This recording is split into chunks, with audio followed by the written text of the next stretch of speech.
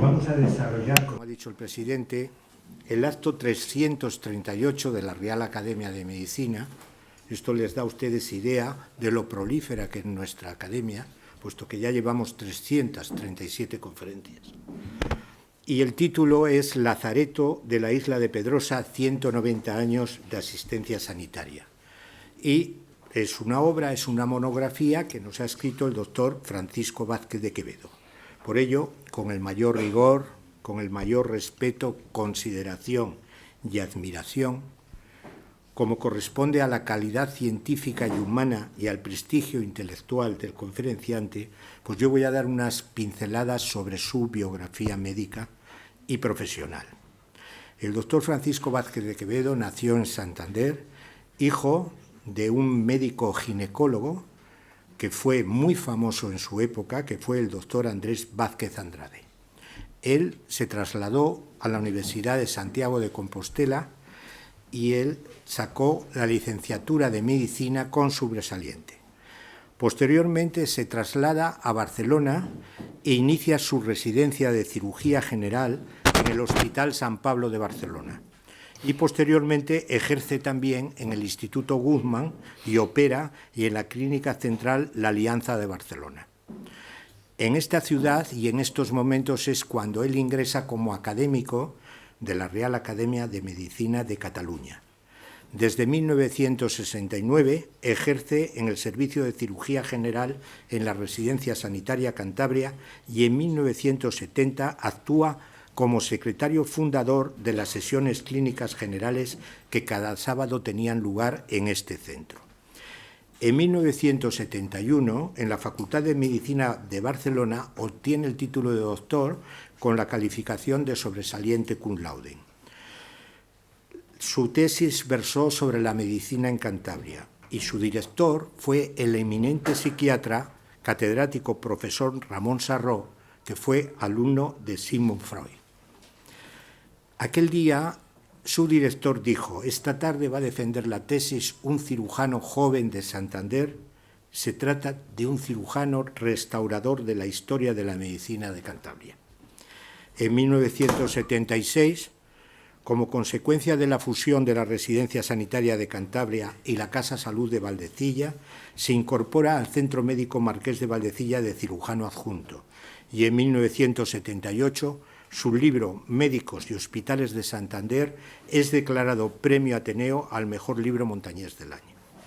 En 1980 fue nombrado profesor adjunto interino a la Cátedra de Historia de la Medicina en la Facultad de Medicina de Santander. Fundador de la Academia de Ciencias Médicas de Cantabria, esta, que hoy en día es Real Academia, en la actualidad es académico correspondiente de la Real Academia Nacional de Medicina de España y presidente de honor de la Real Academia de Medicina de Cantabria. Es autor de más de 30 publicaciones científicas entre libros y monografías que podíamos agrupar en dos partes, en dos temas, unos los de cirugía general, especialmente del aparato digestivo, patología de las vías biliares, patología proctológica, linfomas, melanomas, diafragma, estómago y otros que para mí tienen una gran importancia, que son las publicaciones de historia de la medicina. No les puedo leer todo porque ocuparíamos todo el tiempo, pero sí tres obras. Tres obras, una que él hace en el año 1972, La medicina en Cantabria, de la prehistoria a 1928. Es una obra de 101 páginas y 101 fotos.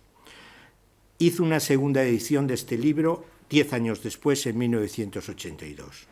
De importancia también para mí capital es la obra que él presenta y dice La presencia catalana en la cirugía del siglo XX. Él la llevó a la Real Academia Nacional de Medicina de España. Y su obra maestra es La cirugía en España. Esta es una obra que es La cirugía en España, enseñanza institucionalizada, corrientes científicas, escuelas técnicas y protagonistas.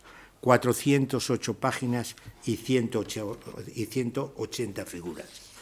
Pero lo que yo creo que también debemos de comentar es que el doctor Vázquez de Quevedo, desde el año 1970, todos los años ha presentado un artículo, bien en prensa local o en prensa nacional. De ellos podría comentarles antecedentes hospitalarios de Santander, 180 años de la fundación del Hospital San Rafael, el Hospital de la Misericordia y los Médicos de 1780, el Museo de las Ciencias que Cantabria necesita, los hospitales coloniales, las Hermanas de la Caridad, 150 años en Cantabria, Valdecilla, 75 años de vocación sanitaria.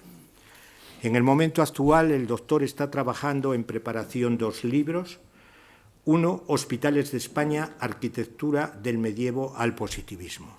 Y otro, Lazaretos y leproserías de España. Y un artículo sobre la Casa Salud Valdecilla y sus piedras en la ría de Parayas. En este momento, yo quisiera al doctor Vázquez de Quevedo volver a darle las gracias, unas gracias de corazón, unas gracias profundas, porque él con esta monografía lo que ha hecho es dejarnos un legado a todas las personas que hemos actuado en el sanatorio. Poco a poco las personas van desapareciendo, llegará un momento en que no quede nadie, pero sí quedará esta obra. Y como dijo nuestro poeta romano que escribía en latín, Quinto Horacio Flaco, 60 años antes de Cristo, non omnis moriar, no todo morirá. Y esto es lo que llevamos los académicos en nuestra medalla, con muchísimo respeto. Y él dijo, porque él creía y quería que sus obras le iban a sobrevivir. Non omnis moriar, no todo morirá, no moriré del todo. Pedrosa, todo no morirá. Como dijo también nuestro genial escritor Arturo Pérez Reverte, somos porque fuimos y seremos porque somos. Muchas gracias, doctor. Le devuelvo la palabra, señor presidente. Muchas gracias, doctor.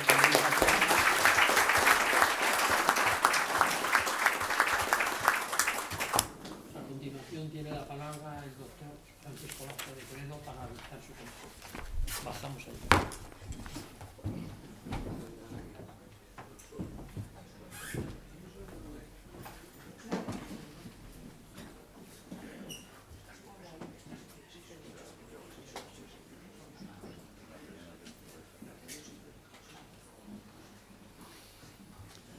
Bienvenidos a todos. Esto no es una charla, esto no es una conferencia, esto es un acto de homenaje a 190 años de la historia de una isla que se llama Lazareto de Pedrosa y que a lo largo de los años ha tenido distintos nombres y se es conocida de distinta manera. Excelentísimo señor presidente de la corporación, excelentísimo señor presidente de honor, ilustrísimos doctores académicos, bienvenidos. Queridos amigos, representantes de los médicos, sanitarios, religiosas, enfermeros de aquella institución, de aquella ilusión, de aquella esperanza que fue Pedrosa. Representante de la Consejería de Universidades e Investigación. Representante de la Delegación de Gobierno y Ayuntamiento.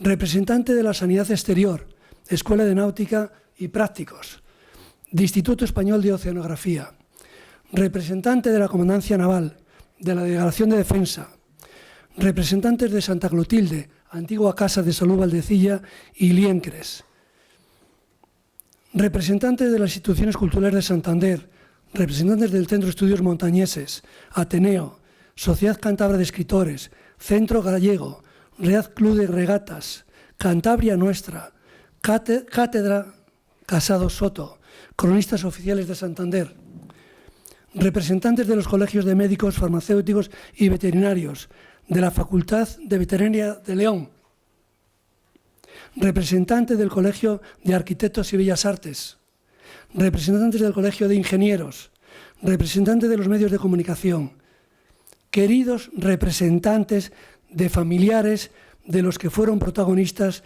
de esta historia de Pedrosa que aquí hoy nos acompañáis. Contrasta el frío de la calle con el calor humano que entre todos habéis conseguido. Por fin, amigos todos. Se entregará la monografía con el texto escrito en el cual vienen numerosos detalles, cifras, fechas, apellidos y demás. Pero me voy a permitir leer únicamente 3 líneas.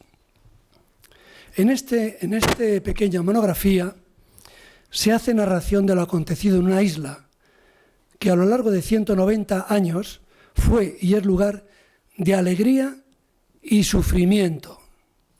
Isla pues de curación, isla de dolor.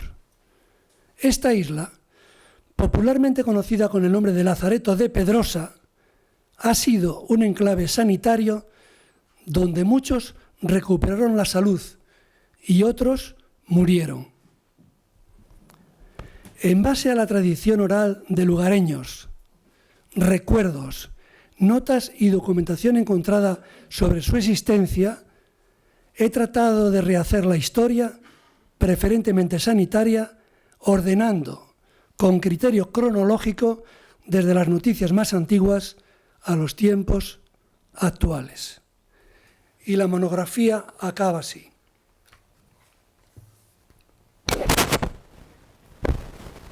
Es obligación de todos los ciudadanos de esta tierra conservar esta isla paraíso de los niños.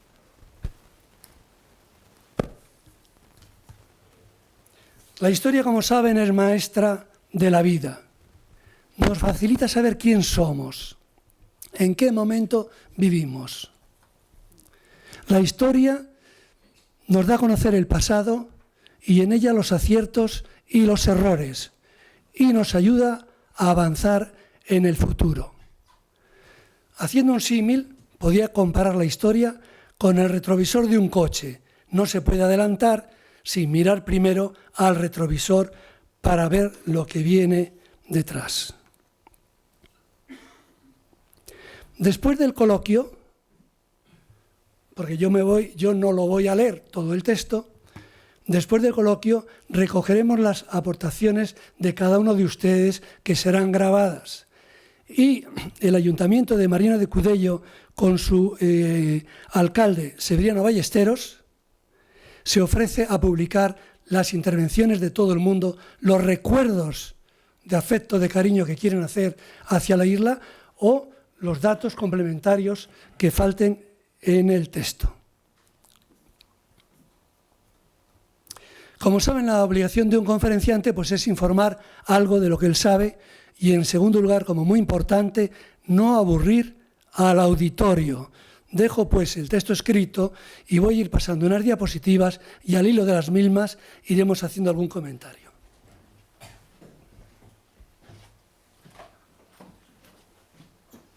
Si funciona, no. Bien, es posible que la mayor parte de ustedes conozcan la isla de Pedrosa.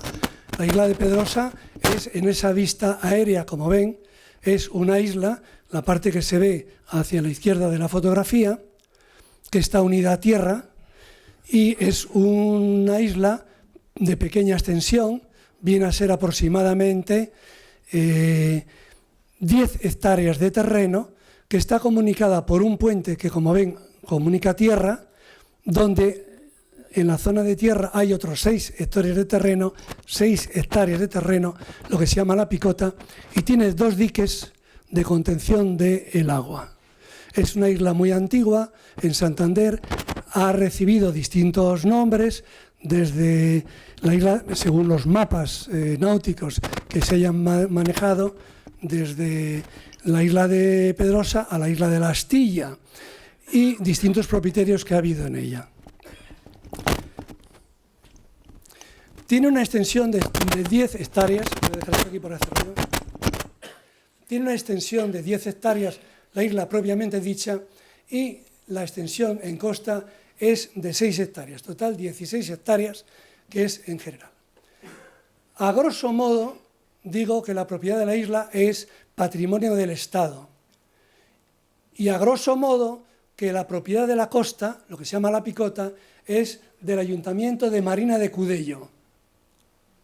Sepan que en la bahía, en el espejo de agua, viene a ser de 3.000 hectáreas. Y la isla, como saben, está situada en la costa sur de la bahía de Santander. De tal forma que si miramos la bahía prácticamente pasa desapercibida, porque está incrustada contra la costa y poblada de un gran arbolado.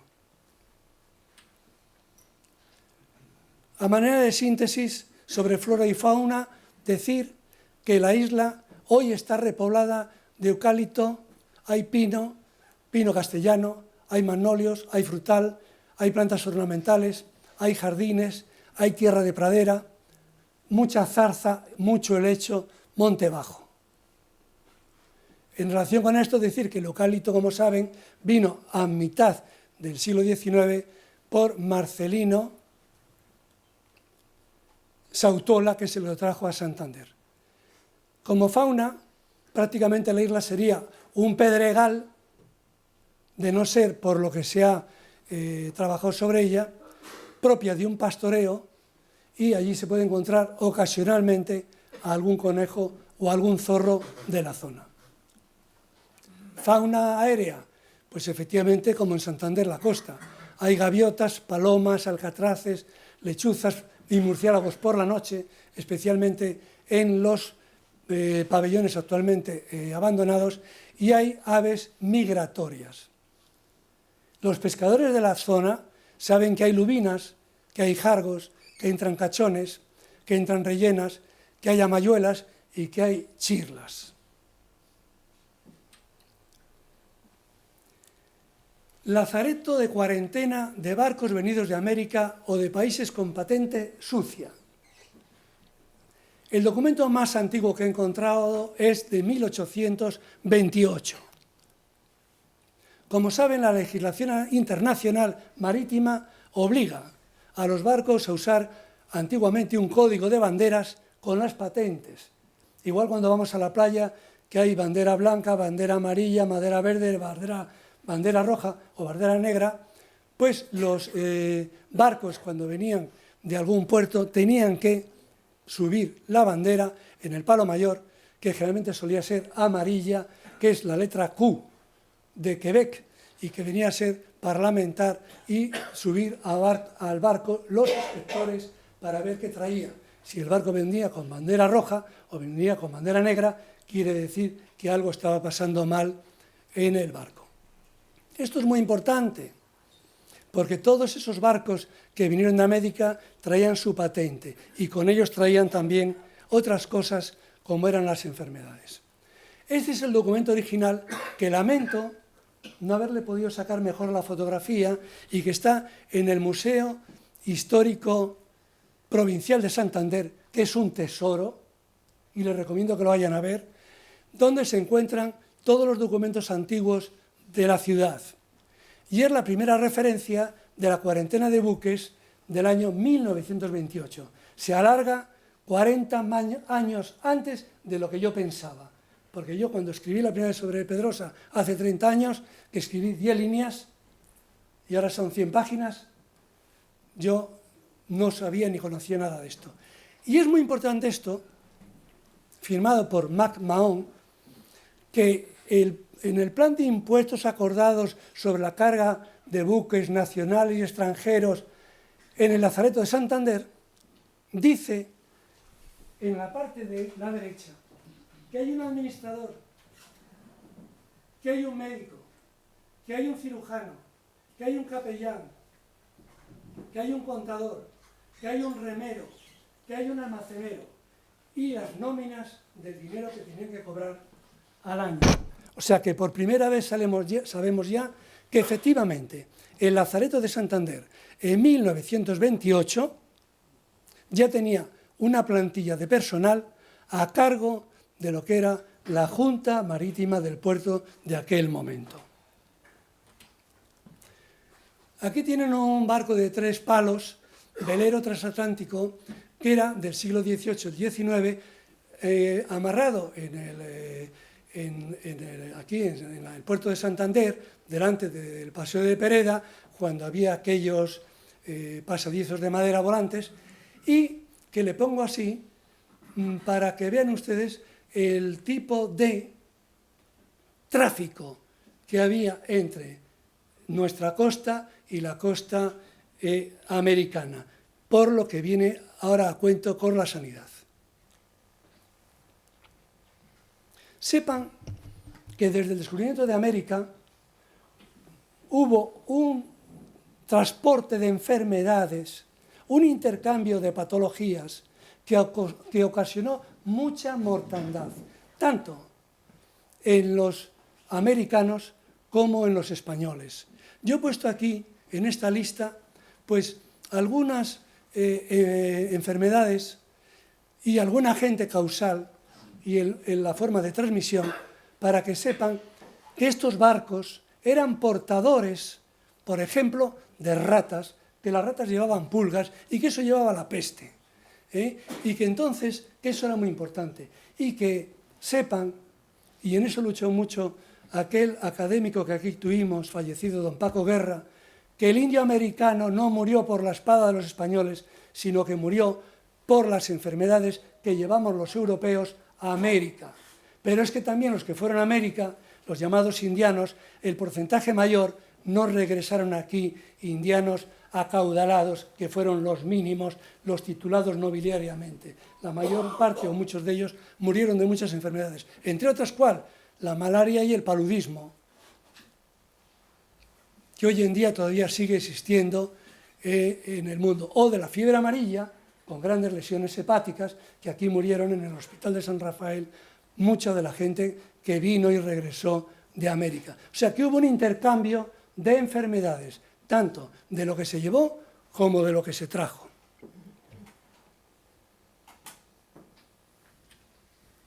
Este es un estilo, otra fotografía de Santander clásica, en la cual se ve 3 barcos de palo de vela, y como al lado ya hay, son del siglo XIX, como ya hay unos vapores de carbón, con chimenea, y ya son de hélice y de motor. Pero es para que vean el ambiente donde empezamos a hablar del lazareto de Pedrosa.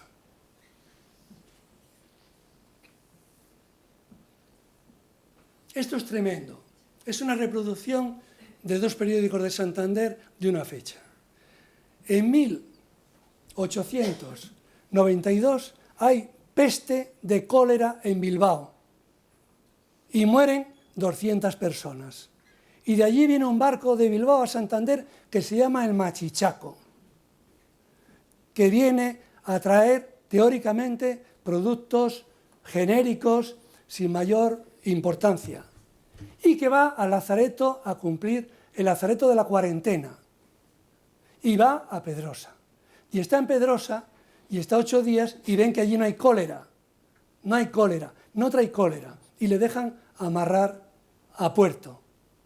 Pero fíjense ustedes, no trae el cólera, pero trae 200 toneladas de dinamita y un cargamento de ácido sulfúrico, de tal manera que cuando está frente a lo que es ahora el Hotel Bahía, se rompe una garrafa de cristal, se prende ocasionalmente un fuego en superficie, y un 3 de noviembre, al parecer, según dice el periódico, con un día de sol precioso, 500 personas están viendo aquello y más de 2000 alrededor viendo un fuego de un barco en llamas, el vapor Machichaco, de tal manera que se produce en las 5 de la tarde una explosión y hay de inmediato 500 muertos en Santander y 2500 heridos. Algunos de los muertos aparecieron en Cueto, en Peñacastillo.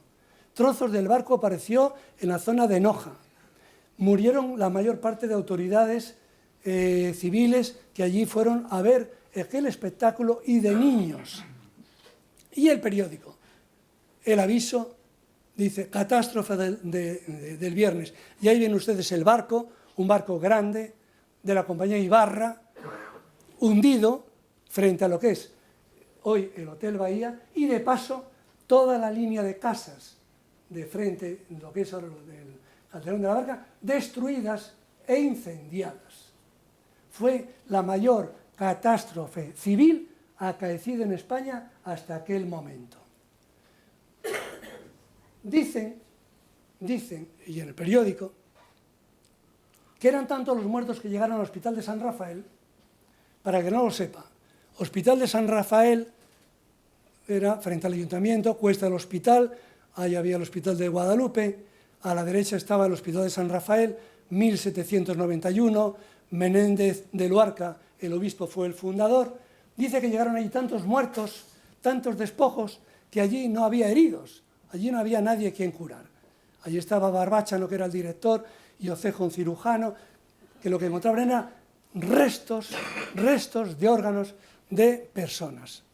Bien, eso pasó el 3 de noviembre de 1893.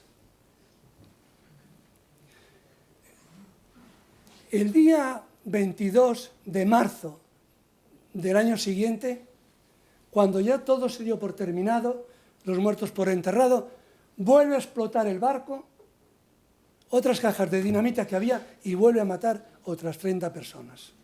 Pero todo esto empieza, y viene aquí a colación, por el cólera de Bilbao, que fueron los que nos hicieron traer aquí al barco a la cuarentena.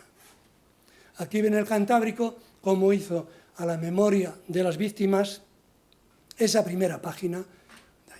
Y esto es, para aquellas fechas ya Santander tiene, desde el año 1770, la Cruz Roja, y entonces se ve el sacerdote en parihuelas llevando restos de los enfermos al hospital, pero dijeron, oiga, aquí no vienen heridos, aquí lo que vienen son muertos, vienen despojos. Y se ven unas fotografías tremendas que por discreción no las quiero presentar, en la cual lo que se ve, pues eso, es lo que fue una matanza tremenda.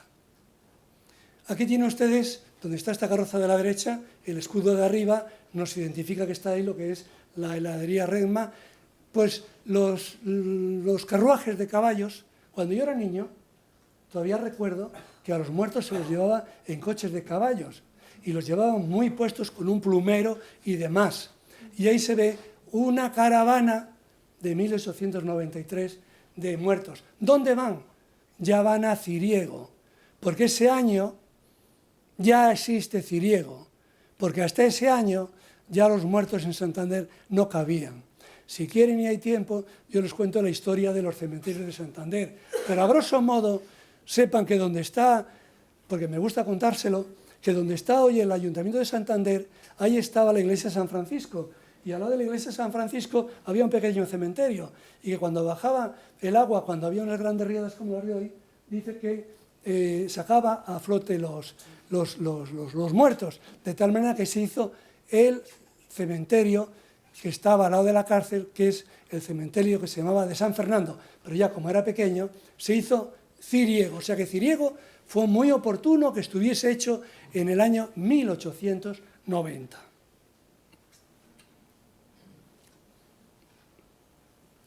¿Por qué viene a colación el lazareto? Saben todos ustedes que a partir de 1810 empieza en Hispanoamérica la independencia de todos los países americanos hoy, de lo que nosotros conocemos como Latinoamérica o Hispanoamérica. Y empiezan a venir aquí a Santander y a los puertos del Atlántico, empiezan a venir heridos de América. ¿Y por qué ya pongo como el culmen de la llegada de heridos a Santander 1897-1898? Porque es el fin de la guerra de Cuba y el fin de la guerra de Filipinas. ¿Y qué tiene que ver Santander con todo eso? Pues muy sencillo. En Santander, como los puertos de Vigo, como Cádiz para el Cantábrico y como Barcelona para los del Mediterráneo, llegan soldados por miles. De tal manera que el ejército español, que era como 100.000 en aquel momento en la isla de Cuba y de Puerto Rico, son repatriados para acá. Pero como dijo alguien, no venían soldados, venían despojos de soldados, venían muertos vivientes.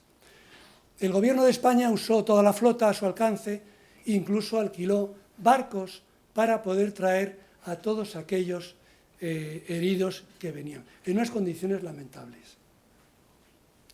La paciente tarea de investigación de nuestro cronista oficial de la ciudad, Benito Madariaga de la Campa, leyéndose el periódico diario durante esos años y cogiendo las notas de entradas y salida del puerto, nos dio la estadística de lo que supuso eso. Fue un gran trasiego de soldados retornados.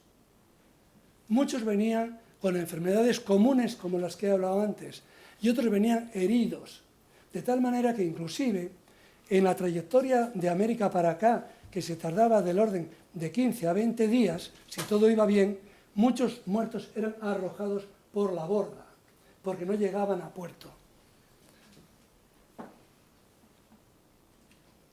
Aquí tienen ustedes dos ejemplos, detrás del Paseo Pereda, de dos soldados que como mucho consiguieron darles unas muletas, porque en aquel momento en Santander,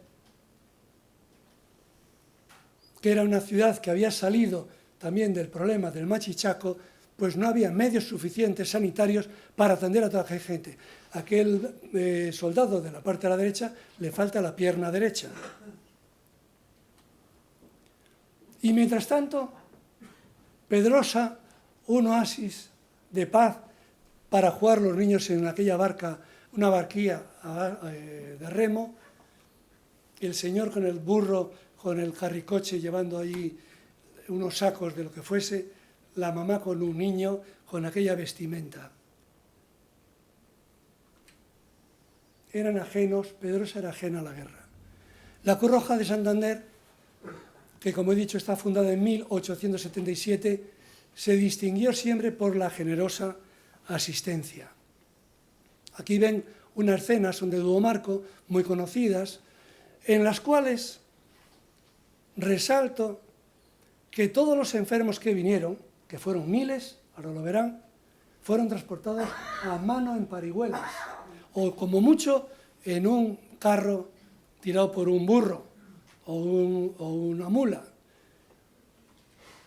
Y aquí ven cómo esos barcos de motor iban traspasando a la gente de los veleros que quedaban en medio de la bahía a puerto. En esa época, de 1898, igual que unos van, otros vienen. Estos tienen que ir, pero también se cuenta de los desertores que hubo, de gente que no quería ir a Cuba a una guerra que ya sabían que estaba perdida.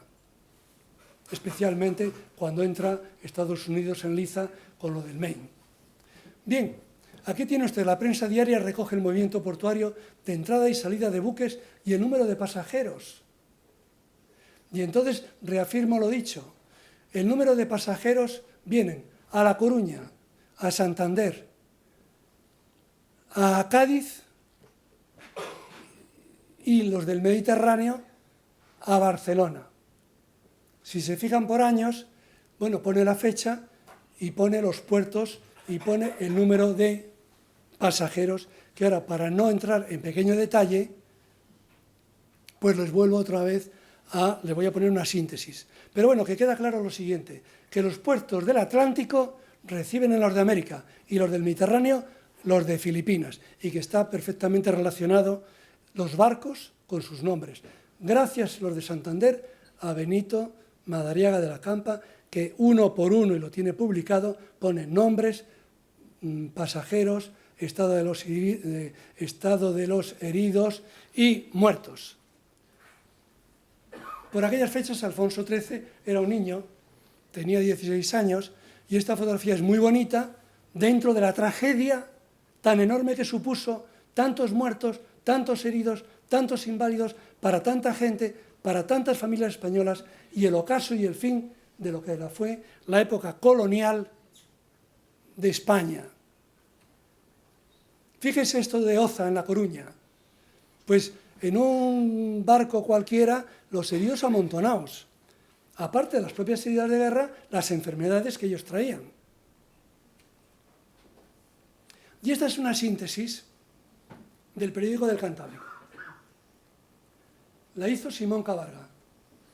Y dice que aquí llegaron a Santander, entre generales, jefes y oficiales, 1923.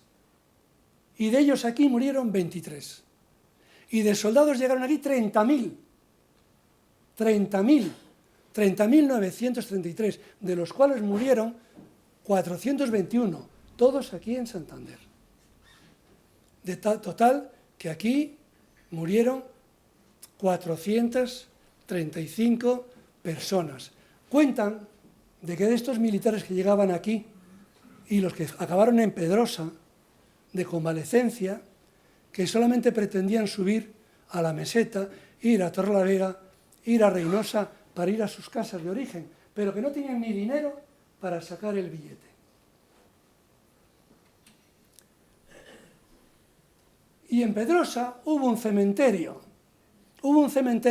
donde se enterraron todos estos muertos, muertos olvidados, que hoy nadie sabe dónde están. Y que igual que esa cruz ya está tapada por la tierra, desapareció el cementerio en 1934 con una excavadora. Y cuando hemos ido a buscar aquello, no lo encontramos. Y Santander puso allí una lápida diciendo: la ciudad de Santander, con agradecimiento, afecto, cariño, no sé qué, consideración, a los muertos venidos de América. Todo eso desapareció. Y igual que esta cruz, el tiempo va borrando todo, y al agradecimiento también.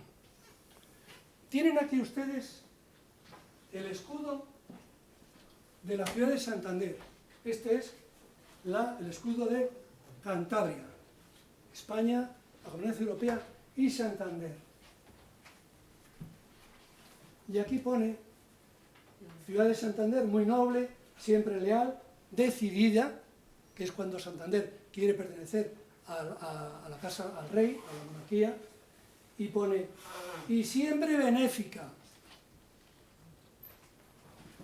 Y nos dieron el título a Santander de siempre benéfica por 1898-1899, firmado por María Cristina, la madre de Alfonso XIII, la reina regente.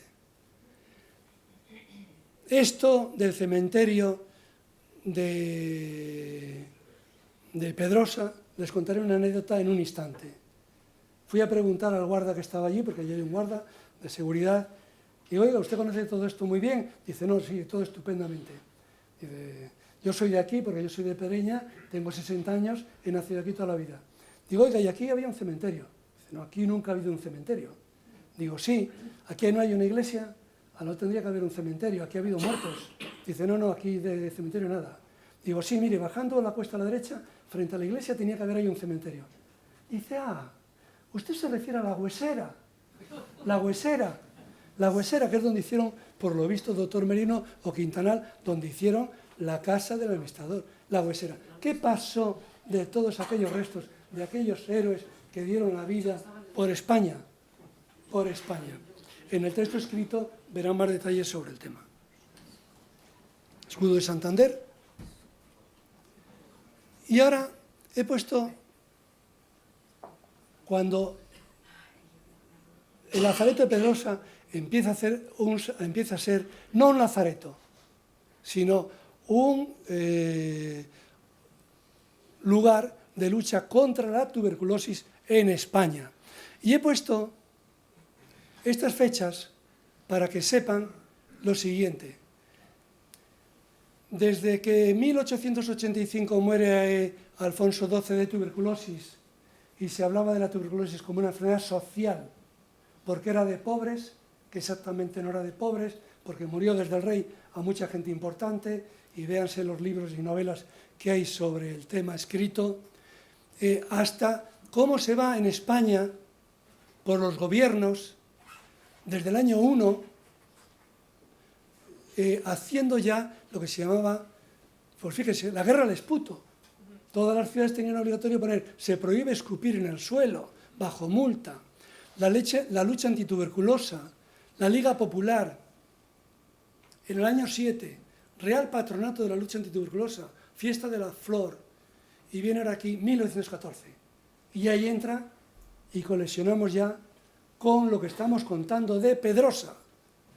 Pedrosa, como Oza en La Coruña, se convierten de lazareto, que nunca tuvieron un leproso, Porque una cosa es un lazareto de cuarentena, que tampoco tiene que ser 40 días, podría ser una cuarentena de 10 días. No tiene que ver un lazareto con un leprosario, con una leprosería, eso es distinto. Leprosería es de leprosos, pero es que un lazareto es un sitio de cumplir cuarentenas. Y en España, la costa, había una serie de ellos, de los cuales pues sería muy interesante hacer un estudio sobre los mismos. Pero vamos a lo siguiente. 1914 empieza la historia verdaderamente sanitaria de la isla de Pedrosa. Porque miren ustedes, por ejemplo, el hospital de Canto Blanco, el de Valdellatas, el Carlos III, en fin, todo esto es posterior. El Patronato Nacional Antituberculoso, eso es de la época de Franco, y la República hizo los Institutos Provinciales de Higiene. Pongo esto como una cronología para que sepamos que nosotros estamos ahora en 1914. Y empieza ya la colonia antituberculosa infantil, que quiere decir antituberculosa, pero no de enfermos contaminantes y no tuberculosos, sino pretuberculosos, preescrofulosos. Niños, infantil, niños menores de 14 años muy deteriorados físicamente o desnutridos. Niños que podían ser portadores en el futuro de una enfermedad. De tal manera que entonces, aquí rendimos homenaje a don Mariano Morales Rillo, que están aquí sus hijos, sus nietos, en Santander, porque una circunstancia que se da es que todos los que vinieron a Pedrosa, de médicos o de directivos, acabó aquí su familia y acabaron arraigados en la ciudad de Santander. Algo parecido que pasó con Valdecilla, que vinieron de jefes, de jóvenes, pero aquí se han quedado y aquí está su familia. Pues muy bien, de los Mariano Morales Rillos, pues todos conocéis a los Morales, y es una familia muy conocida, los Ortega Morales, en fin. Y entonces viene aquí el primer director del centro, que está de director desde 1909 a 1924. Primer director médico de Pedrosa. Mariano Morales Rillo, que es aragonés, nació en el 84, hizo unas oposiciones en el año 5 de médico de sanidad militar, de médico de sanidad nacional, y ese vino a Pedrosa como director. En el año 11, porque viendo la historia se puede ver qué se hace después con esa isla. En el año 11 no solamente cogían niños pretuberculosos, escrofulosos, deteriorados, caquéticos, sino que también cogen colonias de toda España que venían a buscar la salud a Santander. El Colegio Nacional de Sordomudos de Madrid nos mandaba a veranear 3 meses a Pedrosa a niños muy deficientes que salían en magníficas condiciones, claro, de 3 meses de veraneo con el tratamiento que aquí les daban. Encontré en Madrid, en el Archivo Histórico Nacional, esa hoja, Pedrosa 1913, Sanatorio Colonia de Niños Sordomudos del Colegio de las Trinitarias, que se encargaba allí en Madrid de esos niños, cómo venían ellos con sus maestros, con sus profesores, y venían allí a Pedrosa en sala corrida, con literas, y donde les daban clase, les daban una buena alimentación, como van a ver, y tomaban el sol, tomaban los baños de mar y se marchaban curados. Hago otra aclaración para entender el tema Pedrosa. Saben ustedes que la tuberculosis es una enfermedad sistémica, de tal manera que el Mycobacterium tuberculoso, que se contagia por vía oral, puede afectar a todo el organismo, preferentemente en el pulmón. Como ven, en el pulmón, en la laringe, en los bronquios, en el intestino, en los ganglios, en fin, todos en el ambiente médico sabemos que es una enfermedad genérica y que hay también una localización en la zona óseo-articular, que es a lo que se va a dedicar desde entonces el sanatorio de Pedrosa. Cuando digo lo de lazaretos, digo que lo mismo que pasó con Santander, pasó con Oza, y pasó con la isla de León, y pasó con la isla de Mahón, y pasó con la isla de Ganzo, que eran lazaretos que cuando se quita el monopolio del tráfico con América, desde 1763, Carlos III, pues se deja abierto esos puertos para gente con enfermedades de deficiencia, preferentemente pulmonar. Estos son algunos que he puesto aquí, de las malaterías o leproserías que actualmente en España. Sepan que ahora en España, en el mundo, hay 50 millones de leprosos activos y que en España hay 2 casos nuevos de lepra cada año. Bien, y aquí está don Manuel Martínez Salazar, un médico militar sevillano que era el señor que crea e impulsa la lucha antituberculosa en España a través de los lazaretos infantiles. Martínez Salazar, académico de la Real Academia Nacional de Medicina. Y aquí ven ustedes el monumento que hay en Pedrosa, que algunos lo conocerán, en piedra, inaugurado en 1928 con la reina Victoria Eugenia. Y como ven ustedes, ese niño tiene una crucecita en el pecho, el de la derecha, es la Cruz de Lorena, es el símbolo internacional de la lucha antituberculosa en 50 países del mundo, desde el año 1902. Cruz de Lorena. Todos recordarán, si alguno no se acuerda, pues en un instante lo digo, que cuando Godofredo de Bouillon toma Jerusalén en 1999, llevaba la cruz de su condado, la Cruz de Lorena. Y la Cruz de Lorena después la llevó Juana de Arco en la lucha contra los franceses. Y de Gaulle la cogió como símbolo contra la cruz nazi de los alemanes. Y la Cruz de Lorena es conocida hoy en todo el mundo por encarnar la lucha antituberculosa. Y luego verán a los niños con la Cruz de Lorena. Son 2 palos, o sea, una cruz con 2 palos. Y esto era precioso edificio de la Picota pagada por María Luisa Pelayo, la sobrina del marqués de Pelayo, en la zona que se llama La Picota, que es tierra firme, y con algún eucalipto que entonces estaba ya empezando en el año 11 a crecer. Hoy es un bosque de eucaliptos y de árboles. Miren ustedes, pues son unos edificios, como corresponden a su época, la arquitectura que se hacía en ese momento, con una buena terraza para tomar el sol y otra a cubierto, una al descubierto y otra al cubierto. Bien, y aquí tenemos, y sigo en el año 1911, el informe que se conserva en Madrid, en placa de cristal, que nos lo han dado copiado, sobre la memoria que hace Mariano Morales Rillo, e igual en Oza, en La Coruña, en la cual vamos a verlo. Arriba tienen ahí Sanidad, la cruz de 2 palos, la Cruz de Lorena, Cruz de Lorena. Y entonces en esa memoria, ahí nos sabemos y nos empezamos a conocer todo el intríngulis de cómo funcionaba ese sanatorio. Y entonces aquí vemos lo primero, la historia clínica. Desde Hipócrates, 490 años antes de Jesucristo, el médico hacía la historia clínica. ¿Qué le pasa a usted? Pues tengo tos. ¿Desde cuándo? Desde tanto tiempo. ¿A qué lo atribuye? ¿A qué he cogido frío? Bien, pues aquí tenemos la historia clínica que hacían ya en 1911, a la derecha,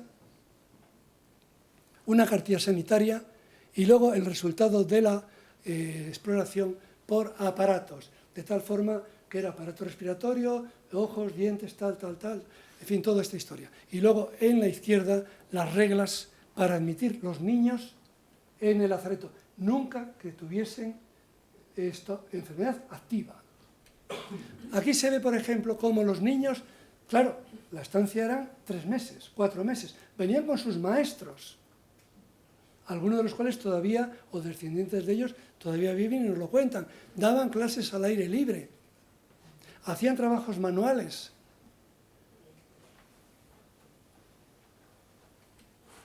Y fíjese, estos niños escrofulosos, raquíticos, estropeados, que venían y lo que hacían era medirles, pesarles, mirarles los dientes, los oídos y los ojos.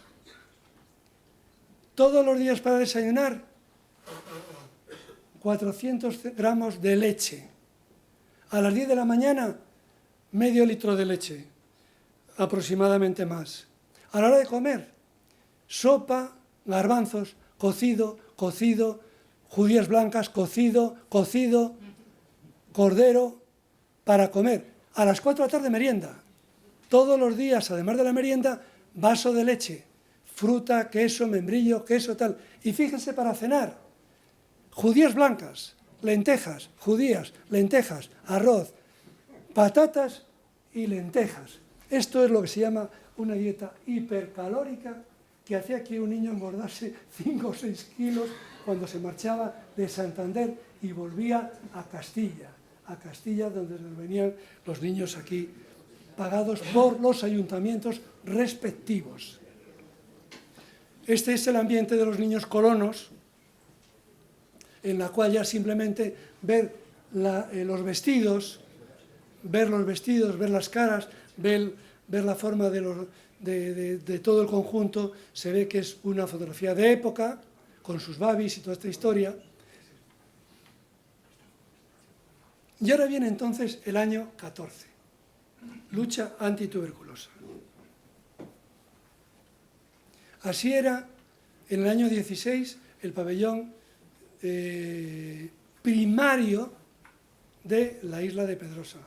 Tengo que decir que cuando empecé con el tema de América eran unos casetones de madera que se llamaban Boker o Docker, que era una palabra holandesa, sobre unas placas de hormigón, y metían ahí a la gente. Luego ya está la recepción más elegante de enfermos que venían a pasar ahí la cuarentena, que incluso había un hotel como una pensión. Pero sobre este pabellón se hace luego el Reina Victoria. Ahí ven que esta fotografía viene a ser del año 16 y allí se ve 4 marineros que eran del barco que traía al rey, que venían de visita. Tengo que hacer aquí otro pequeño paréntesis, porque aquí también interviene Pedrosa. En el año 1921 fue el desastre de Anual. Saben que del 15 de agosto de 1921 a fin de agosto murieron 10.000 soldados españoles en Marruecos en lo que se llamó la Guerra del Rif. Y saben lo de Abulcasis, y saben la pretensión de ser independientes la República del Rif, y saben los españoles que allí murieron, y conocen lo de la caballería Alcántara y demás. ¿Dónde vienen los soldados españoles a descansar y a recuperarse? Los que no murieron, que murieron 10.000 en 15 días. Vinieron, entre otros sitios, a la isla de Pedrosa. Tuvo la buena suerte, el doctor Morales, de poder coger a médicos de Santander y coger un oculista, coger un dentista, coger a compañeros, y que aquello fuese un lugar más de asistencia a los niños. El segundo se llama Buenaventura Muñoz García Lomas, muy conocido, estuvo solamente del año 24 al año 28, el cual también pertenece al Patronato Nacional contra la Tuberculosis.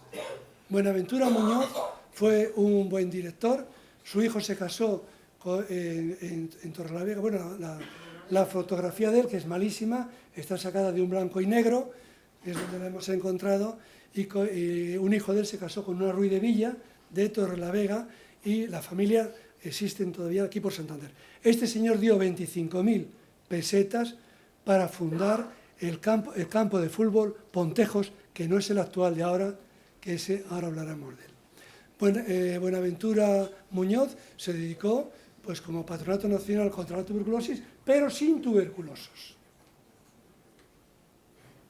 Toda la época monárquica quiere decir que cuando vienen aquí los reyes, y voy a ir acelerando un poco porque quizá les estoy aburriendo a todos, la época monárquica quiere decir que como la reina era la presidenta nacional de la lucha antituberculosis en España, los reyes que vinieron a ver en Santander todos los años iban en una barquilla de remos a Pedrosa, y allí le reciben los niños, y allí hacían unos cánticos, unas poesías y unas cosas, y entonces es lo que yo llamo la época monárquica. Pero lo que consiguieron fue que se diese dinero y que la gente de bien de la ciudad, poco a poco todo el mundo fuese tirando dinero, y que se hiciesen los pabellones que nosotros conocemos ahora, unos restaurados y otros en ruinas, de tal manera que aquí tienen esta vista de este barquito con vela cangreja en empopada, entrando, subiendo la marea para Astillero, cómo era el lazareto en ese momento, por su cara norte. Y aquí tienen la chalupa con la cual venía el rey, de su barco, y venía aquí a Pedrosa todos los años, y al hombre le gustaba venir. En una ocasión, ¿me he equivocado? En una ocasión, aquí los tienen, con la reina, traían a los hijos. Aquel señor del bigote con pañuelo blanco es el doctor Ortega.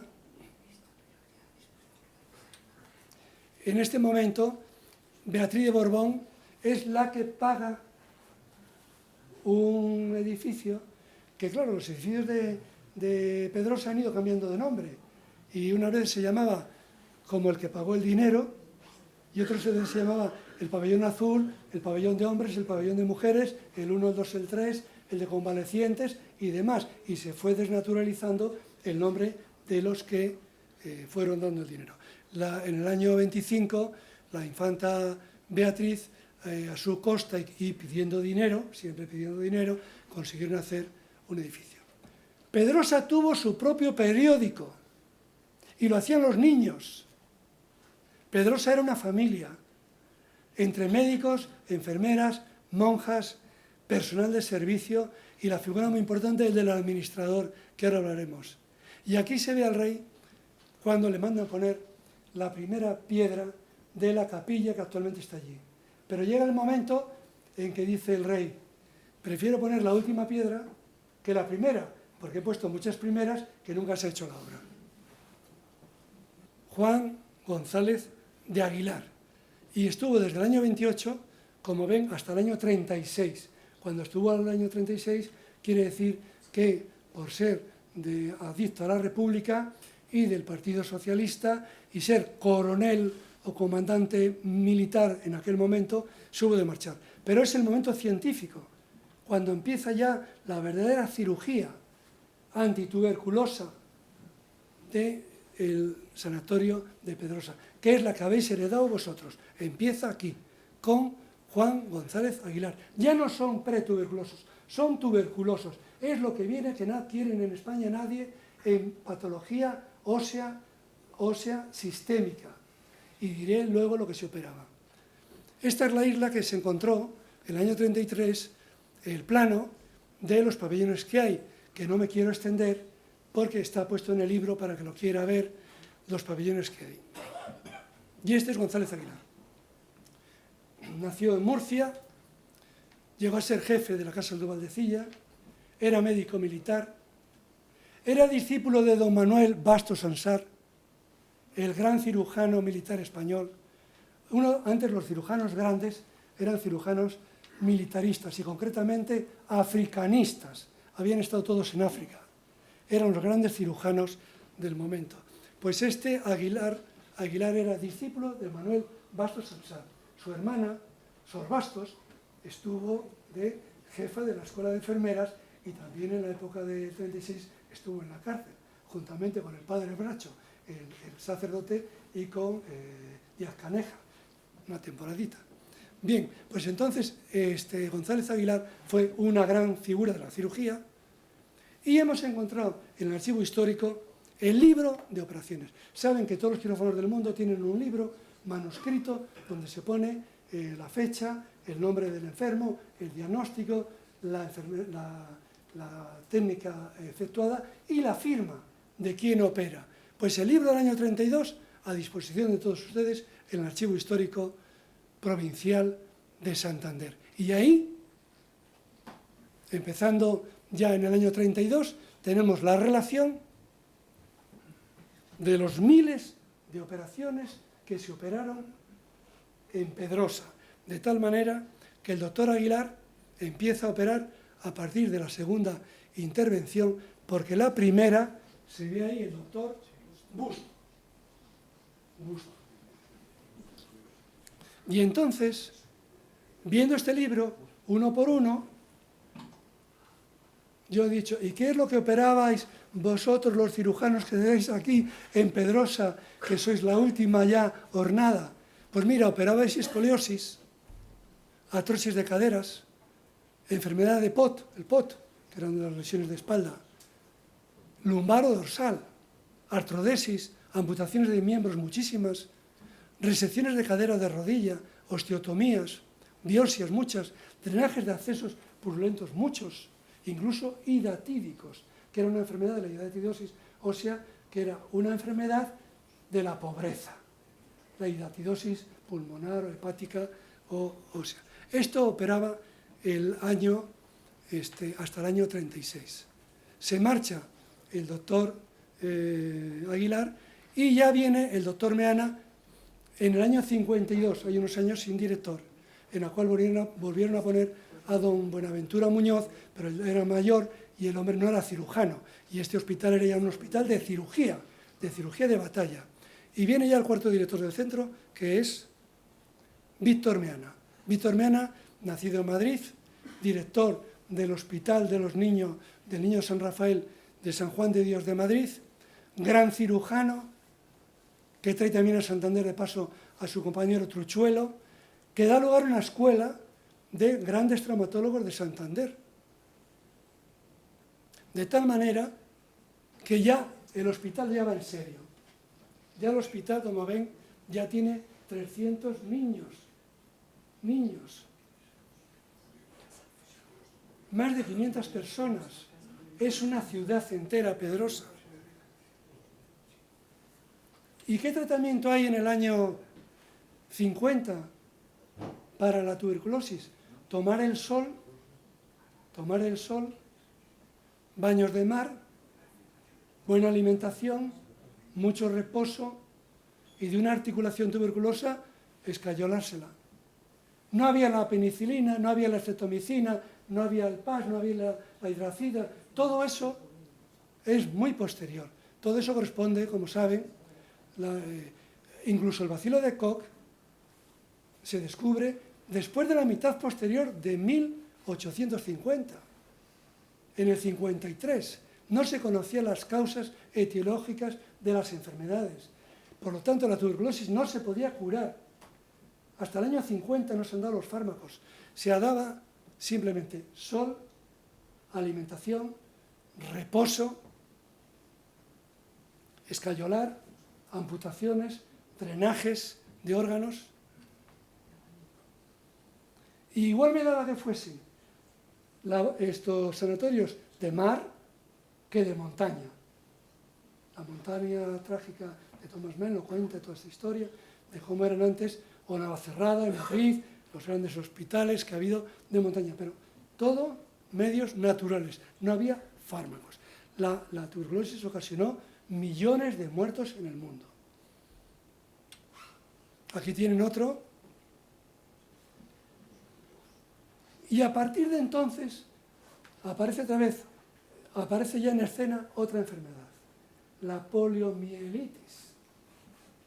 Lamentabilísima enfermedad con grandes destrozos osteoarticulares. De tal manera que también ahí vienen, a Pedrosa, vienen todos los problemas de las enfermedades poliomielíticas y los miembros anquilosados y demás. Mire, ya cambió la cosa. Ya en el año 50 los niños hacen gimnasia. Van todos con un uniforme. Tienen en el pecho la Cruz de Lorena. Ahí está la casa del administrador, del médico. Ahí vivía Colbe. Los médicos, la casa de los médicos. Bueno, tenéis que perdonar una cosa. La osadía de que yo, que soy de Valdecilla, hable de Pedrosa, cuando los que sois de Pedrosa sois vosotros y lo habéis vivido allí. Pero bueno, yo he hecho aquí el esqueleto de lo que es el tema. Y luego en el coloquio, que se va a recoger, ya incluiremos todos estos detalles. Pues muy bien, qué preciosa casa del médico, pero mira, todas las sábanas al aire a ventilar. Y los niños haciendo gimnasia. Bien, el doctor Meana muere en 1959 de una hernia estrangulada con una necrosis intestinal, con una peritonitis, por no quererse operar en Valdecilla y querer que le operase su maestro, Vara López, el cual estaba en un congreso en Austria, y le costó esa fidelidad al maestro ciega de ir de Santander a Madrid a operarse, le costó la vida. Y en el libro de operaciones, claro, no se puede ver así desde aquí, pero en la intervención número 3225, pone aquí, muere el doctor Meana. Y a partir de entonces viene ya Carrillo, Gaité, Rebollar, toda la nueva generación de nuevos cirujanos que entran allí. Ese libro de intervenciones es un tesoro. Se sabe los nombres, se puede saber los nombres de toda la gente que estuvo allí ingresada, fecha, diagnóstico. Mire, si ven la edad, son niños de 7 años, 7 años, 7 años, 12 años, en fin, niños de 3 años. O sea, era el mejor sanatorio infantil osteoarticular de España. Tuberculosis y poliomielitis, pero después operaban de todo lo que fuese el esqueleto óseo. Bien, total que Víctor Meana muere. Aquí tiene entonces a nuestro amigo Manuel Pérez de la Reguera haciéndole un busto que está allí colocado de lo que era, está en bronce, allí colocado en el jardín. Y este es como quedó sobre una piana de piedra que pone 1947 al 59, el tiempo que estuvo Víctor Meana Negrete de director. Él trajo a Truchuelo, ellos venían 2 días a Santander, operaban una lista de 20 o 30 enfermos que los preparaba y se quedaban aquí los ayudantes viendo el postoperatorio. Ellos dieron lugar a una buena escuela de traumatólogos en la ciudad de Santander.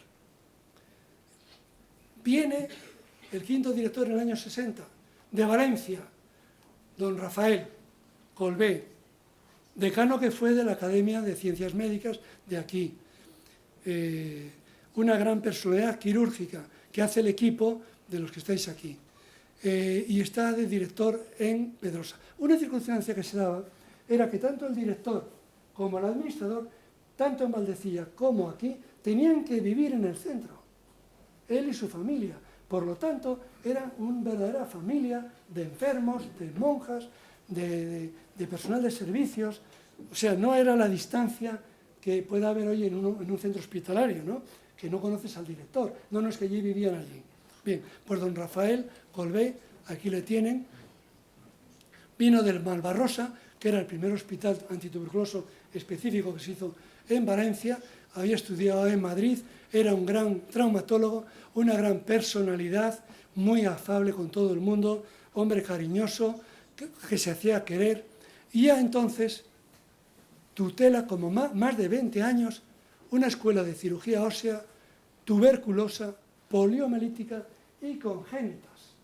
Y yo creo que, sin exagerar, el Sanatorio Lazareto de Pedrosa fue de lo más importante en cirugía osteoarticular de España. Lo digo así, creo que puedo tener razón en lo que estoy diciendo, que creo que fue más importante. Fuera parte de esto, no lo he dicho, pero desde el año 28 hay un antituberculoso también en Valdecilla. Pero eso es otra cosa, era tuberculosis de pulmón con García Alonso, porque las enfermedades de la tuberculosis se separa huesos con pulmón. Ahora lo diré cómo acaba esto. Y aquí tienen ustedes al doctor Colbé, aquí tienen al doctor Carrillo, en primer lugar, a Rebollar, a Merino, ustedes los conocen. Las batas de la época.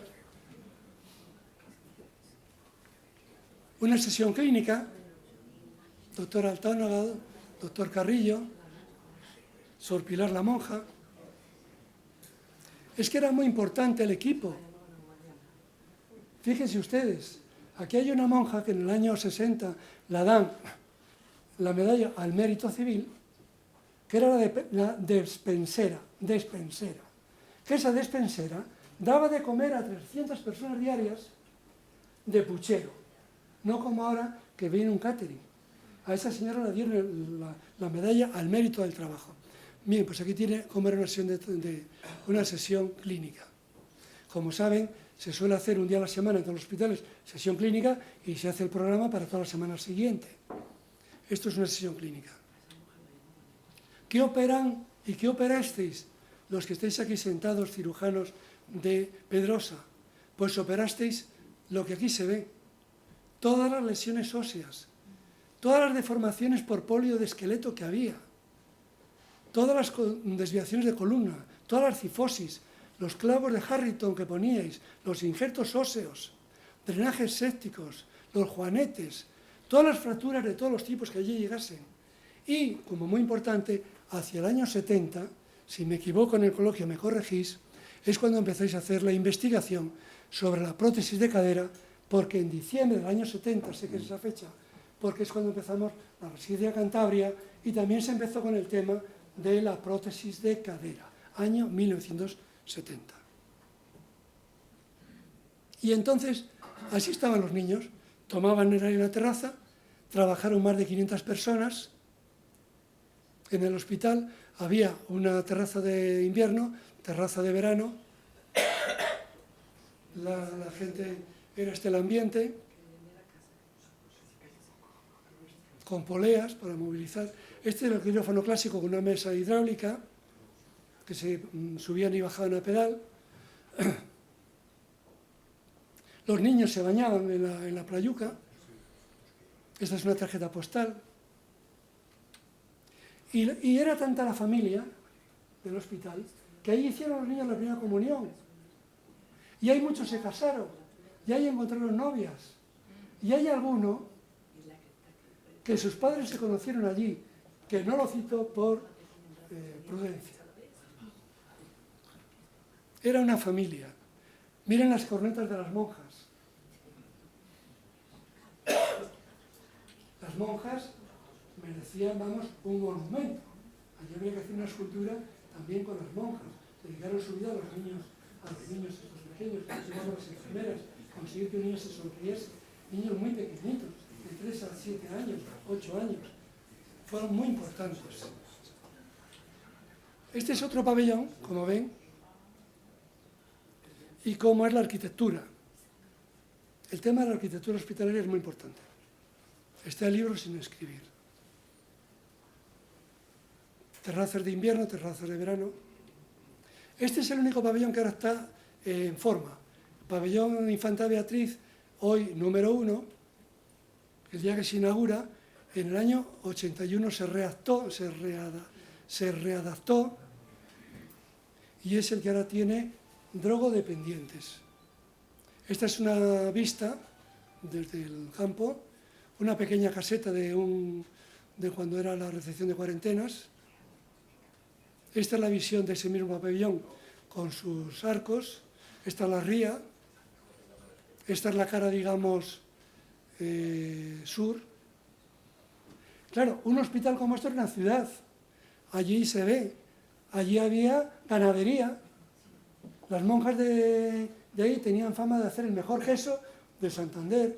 Había gallinero, había vacas, la leche tomaban la de las vacas, había huerta, había jardineros, 20 personas de servicio. En fin, no tiene nada que ver con los hospitales, de hoy somos otra cosa. Bien, y entonces ya llega el año 90. Entonces hay un momento ya que, claro, del año 50 y tantos, corregirme, cuando entran los fármacos antituberculostáticos en venta. Bueno, se descubre el bacilo tuberculoso en 1859. Hasta 30 años más tarde no se descubre lo que era la penicilina y hasta 30 años más tarde no se comercializa. O sea que pasan 80 años desde que se descubre el bacilo de Koch hasta que lo pueden dar en las farmacias. Entonces, a partir del año 90, ya desde el año 50 para acá, va disminuyendo la tuberculosis en el mundo y entonces se traslada lo que queda de Pedrosa al sanatorio antituberculoso pulmonar de Liencres. En Liencres se había construido en el año 50 este edificio del Patronato Nacional Antituberculoso, solamente para tuberculosos de pulmón, no de huesos, estaban separados, que ahora se llama enfermedad del tórax. Se quitó lo de antituberculosos, que suena mal, y son enfermedades del tórax. Y entonces aquí se juntan los dos hospitales, los de Pedrosa eminentemente quirúrgicos, con los médicos que quedan en activo en aquel momento, que eran los más jóvenes. Y entonces, en Liencres, tienen ustedes aquí a Ramón Altona, jefe del servicio, a Joaquín Díaz, a Martínez Oliva, a Saornil, a Alfaro, Otero, Manuel Huerta, Santiago Plaza. Me tengo que ir acelerando porque ocupo mucho tiempo. Y ahora viene lo siguiente en el cual tienen que participar ustedes. ¿Cuál es el futuro de esta isla? Paraíso de los niños, que es como acaba el escrito que les he presentado a ustedes. Hoy está así, una parte. Otra parte. Da pena entrar en Google y que un hospital puntero en España se conozca por psicofonías y fantasmas. Pero bueno, y esto, y bueno, es que esto, incluso hasta destrozado, es que está bonito. Así está algún pabellón, ya en el año 95, y esta es la isla actual como estaba. Sepan que en un edificio que hay allá abajo era un edificio del Ministerio de Defensa de carabineros de costa, para evitar que los que venían al Lazareto a hacer la cuarentena se marchasen. Eso es como está ahora en la actualidad, Santander al fondo. Y hay que hacer un homenaje a una personalidad, Quintanal Quevedo, funcionario por oposición, administrador y director mercantil, podríamos decir, de Pedrosa, que hizo de la isla un vergel, plantó más de 1000 árboles, hizo más de no sé cuántos jardines, se encargaba del personal, no se podía coger una rosa del rosal porque aquello era bonito, y era el encargado de mantener toda aquella parafernalia de lo que es un hospital. 600, 700 personas comiendo diariamente en el hospital. Quintanal Quevedo, un homenaje hacia él. Él creo que era de Maliaño y su madre de Silió. Se apellidaba Quevedo. ¿Qué es lo que hay ahora allí? Pues ahora, con buen criterio, se hizo en el año 1990 una fundación cántabra de rehabilitación y reinserción de drogodependientes. Hay 20 o 30 personas, hombres o mujeres, que están allí. Y también hay un pequeño edificio con niños con problemas judiciales, menores de 16 años, que están ahí atendidos también. Y rindo homenaje a esa Fundación Cántabra para la Salud y el Bienestar Social, cuya gerente es María Ángeles Roba. La médico que lleva aquello se llama Dulce Álvarez Gutiérrez. Las promotoras fueron 3 psiquiatras, García Usieto, Mari Carmen Pernía y Pilar Cabanas, que era la médico general. Y hay 20 psicólogas que van allí a ayudar a aquella gente, que aquellos que son droga dependientes tienen problemas judiciales, problemas de trabajo, problemas familiares, y de alguna forma hacen luego pisos tutelados, que eso ya es solamente una conferencia y que no viene ahora al caso. Y luego hay una fundación Cruz de Los Ángeles, de los niños, que lleva una señorita Beatriz Palacios, donde están los problemas de estos judiciales. Así es la lista de lo que allí había, los pabellones. Por don Luis López escribió sobre eso, que fue un antiguo niño allí ingresado. Y quiero acabar con un canto de alegría. Porque claro, no todo ha sido ya tragedia final, fantasmas y psicofonías. Hoy Pedrosa está así. Se puede ir o por mar o por tierra. Si vas por mar, vas desde el embarcadero de Pedreña a un embarcadero allí, que como es en Piedra de la Sillería, allí está tal cual. Estupendo, fenomenal. Es una obra de arte, es una obra faraónica. Todo lo que es para subir los 17 metros de cota que tiene esto. Pero por tierra, si van ustedes a Pontejos, entran por esa puerta.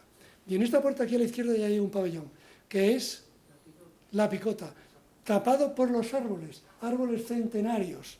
Y por eso digo un canto de alegría, porque dentro del destrozo, dentro del abandono, Pedrosa es una maravilla. Hay que verlo.